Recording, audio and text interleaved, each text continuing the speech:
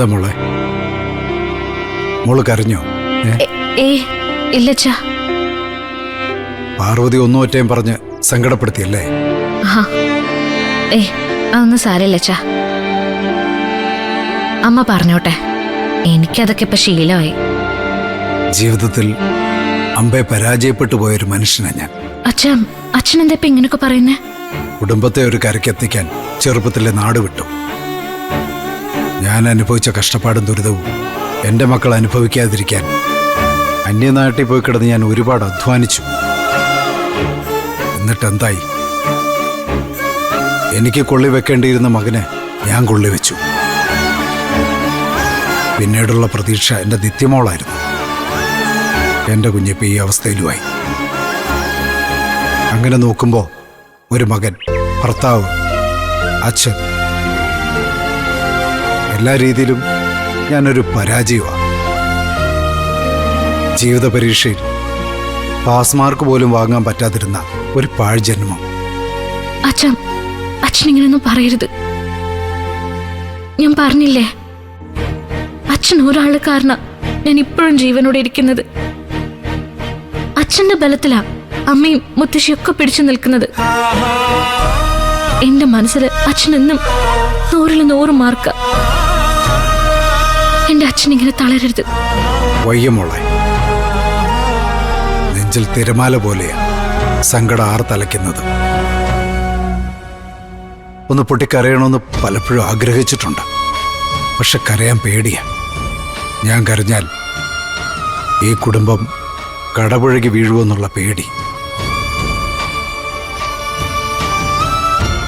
ആ സങ്കടവാ അമ്മയോടുള്ള തറുതല പറച്ചിലായിട്ടും പാർവതിയോടുള്ള ദേഷ്യമായിട്ടും ഒക്കെ പ്രകടിപ്പിക്കുന്നത്. പക്ഷേ അവരാരും എന്നെ മനസ്സിലാക്കുന്നില്ല. എനിക്ക് മനസ്സിലാവും അച്ഛാ. നിത്യമോൾക്കും ഇപ്പൊ സത്യങ്ങളൊക്കെ അറിയാം. അതുകൊണ്ടല്ലേ അച്ഛനൊരു അപകടം പറ്റിയെന്ന് അറിഞ്ഞപ്പോ അവളുടെ വിരലുകൾ ചലിച്ചത്. നിത്യം എഴുന്നേൽക്കട്ടെ അച്ഛാ. അതോടെ അച്ഛന്റെ ഈ സങ്കടങ്ങളൊക്കെ മാറും. അങ്ങനെ പ്രതീക്ഷിക്കാം മോളെ. പ്രതീക്ഷകളാണല്ലോ നമ്മളെ മുമ്പോട്ട് ജീവിക്കാൻ പ്രേരിപ്പിക്കുന്നത്. അതെ അച്ഛാ. നല്ലത് പ്രതീക്ഷിച്ചാൽ, നല്ലത് സ്വപ്നം കണ്ടാൽ, അതുപോലൊക്കെ നമ്മുടെ ജീവിതത്തിൽ സംഭവിക്കും. പക്ഷെ മോളെ, നമ്മളെ ചതിച്ചവർക്കും നാണം കെടുത്തിയവർക്കും അവർക്കുള്ള മറുപടി കൊടുക്കണ്ടേ? വേണോ അച്ഛാ? നിത്യമോളുടെ ഒന്ന് എഴുന്നേറ്റോട്ടെ. എന്നിട്ട് വേണം ശരത്തിനുള്ള അവസാന വിധി നടപ്പാക്കാൻ. അപ്പൊ നടേശനോ മോളെ, അയാളെ വെറുതെ വിടാൻ പറ്റുമോ? ഇല്ല,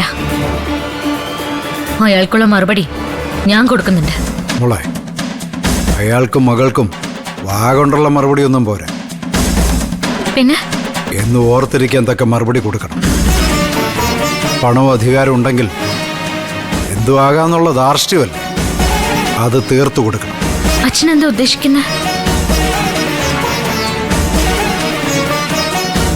മോള് സിദ്ധുവിനെ കല്യാണം കഴിക്കണം.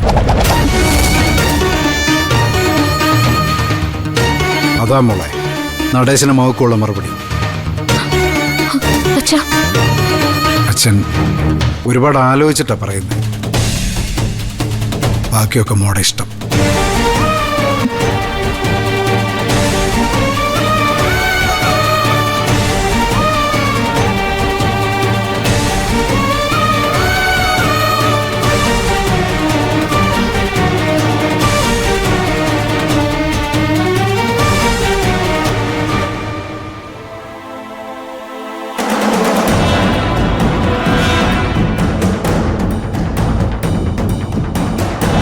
എന്റെ സാറേ, ഞാൻ പറഞ്ഞില്ലേ പണി വലുതാണെന്ന്. ഇപ്പൊ എന്തായി? നമ്മള് പറഞ്ഞ ഒന്നും മനസ്സിലാവത്തില്ലല്ലോ. സ്വാമി, എന്തായി അപ്ഡേറ്റ്? അത് പറയും. പോലീസ് കേസ് എങ്ങനെയോ ഒതുക്കിയിട്ടുണ്ട്. എന്നാലും മയക്കുമരുന്നിന്റെ മണം കയ്യിൽ നിന്നും കരിയറിൽ നിന്നും മായില്ല അല്ലേ സ്വാമി? മാറില്ല. അതാണ് സാർ സത്യം. പൊന്നാങ്ങളെ ഒരു ഡി അഡിക്ഷൻ സെന്റർ തുടങ്ങുന്നതായിരിക്കും നല്ലത്. ആ, ഫസ്റ്റ് അപ്പോയിന്റ്മെന്റ് പൊന്നുമണി. ഓ, എന്തോ ഇക്കാര്യത്തിൽ കാഞ്ചന മാഡം പറഞ്ഞതിലും കാര്യമുണ്ട് സാർ. ആ, അങ്ങനെ പറഞ്ഞു കൊടുക്ക്. എന്റെ സ്വാമിയേ ശരണോ അയ്യപ്പ. വരട്ടെ ഇങ്ങോട്ട്.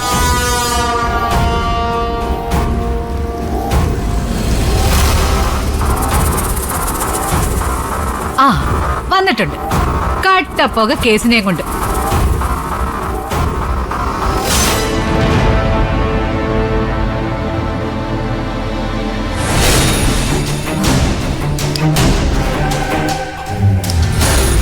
എവിടേക്കാ? വീട്ടിലേക്ക്. ആരുടെ വീട്ടിലേക്ക്? സർ, നിരഞ്ജൻ, ഞാൻ നേരത്തെയും പറഞ്ഞിട്ടുണ്ട്, ബന്ധങ്ങൾ ഉപാധിയാക്കാൻ പാടില്ലെന്ന്. എന്തിനാ ഈ കുട്ടിയും കൊണ്ട് ഇങ്ങോട്ട് വന്നത്? അല്ല സർ, പൊന്നുമണി നിരഞ്ജന് പ്രിയപ്പെട്ട കുട്ടിയായിരിക്കാം. പക്ഷെ legally Ponnumani is criminal. Sir, നിരഞ്ജനൊന്നും തോന്നരുത്. ഈ കുട്ടിയെ ഇവിടെ നിർത്താൻ എനിക്ക് ബുദ്ധിമുട്ടുണ്ട്. എനിക്ക് ഭയോ. പോലീസ് വണ്ടി കീന്ന് സൈറനും ഇട്ട് വരുമെന്ന് ആര് കണ്ടു? വഴിയിൽ ഉപേക്ഷിക്കത്തില്ല.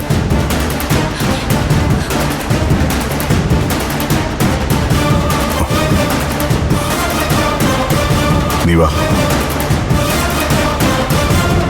വരാൻ.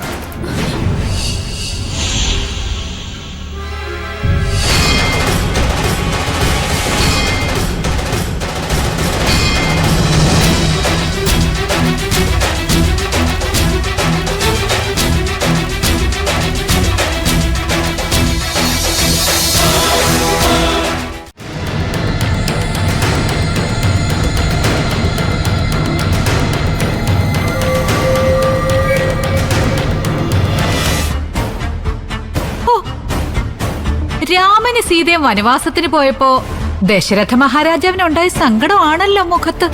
ദശരഥ മഹാരാജാവിന്റെ മുഖത്ത് സങ്കടമാണെങ്കിലും മന്ത്രിയുടെ മുഖത്ത് സന്തോഷമുണ്ടല്ലോ. അത് കൊള്ളാം. ഇപ്പൊ പഴി വഴിയേ പോയ എനിക്ക്. നിങ്ങളുടെ പറച്ചിൽ കേട്ടാ തോന്നുമല്ലോ നിങ്ങളുടെ മരുമോന്റെ മുറപ്പണിനെ കള്ളും കഞ്ചാവും ഒക്കെ ശീലിപ്പിച്ചത് ഞാനാണെന്ന്. എന്നാലും ആ നാശം പിടിച്ചതിനെ കൊണ്ട് ഇവിടേക്ക് വരാൻ കാണിച്ച ധൈര്യത്തിനാ കുതിരപ്പാവം കൊടുക്കേണ്ടത്. കാഞ്ചന മേഡം ആ പറഞ്ഞത് ശരിയാ സർ. ആ ആ പെണ്ണിന്റെ നിപ്പ് കണ്ടായിരുന്നു, ഒരു കൂസലുമില്ലാതെ. ആ അതെ, അവളുടെ മട്ടും ഭാവവും തലയെടുപ്പൊക്കെ കണ്ടാ തോന്നും ഒളിമ്പിക്സിൽ ഓട്ടം കഴിഞ്ഞ് മെഡലും കൊണ്ട് വന്നതാണെന്ന്. കള്ളി. ആ തള്ള ഇവിടെ വന്ന് നിന്നപ്പോഴേ ഞാൻ മുന്നറിയിപ്പ് തന്നതാ. കൈമണി അടിച്ചും കൈവശം കൊടുത്തും അക്ഷരെ അവര് കയ്യിലെടുക്കുമെന്ന്. അപ്പൊ കാഞ്ചനയുടെ വാക്കിന് പുല്ലുവില. ആ നമ്മളൊക്കെ വെറും തൃണമാണേ.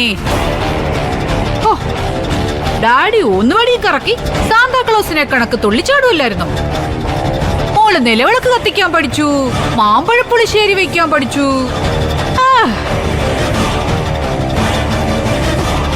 എന്നിട്ടിപ്പ എന്തായി? അപ്പനും മകളും തമ്മിലുള്ള ബന്ധം ഭാവിയില് പരുവത്തിലാവുകയും ചെയ്തു. അവൾ ഈ വീടിന് തീയിടുകയും ചെയ്തു. ഇതിനൊക്കെ എങ്ങനെ മറുപടി പറയണമെന്ന് എനിക്കറിയാം.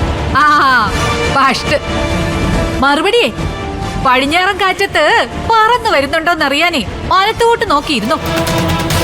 ഒരു കാര്യം കൂടി ഞാൻ പറയാം, സൗകര്യം ഉണ്ടെങ്കിൽ മനസ്സിലെടുത്താ മതി.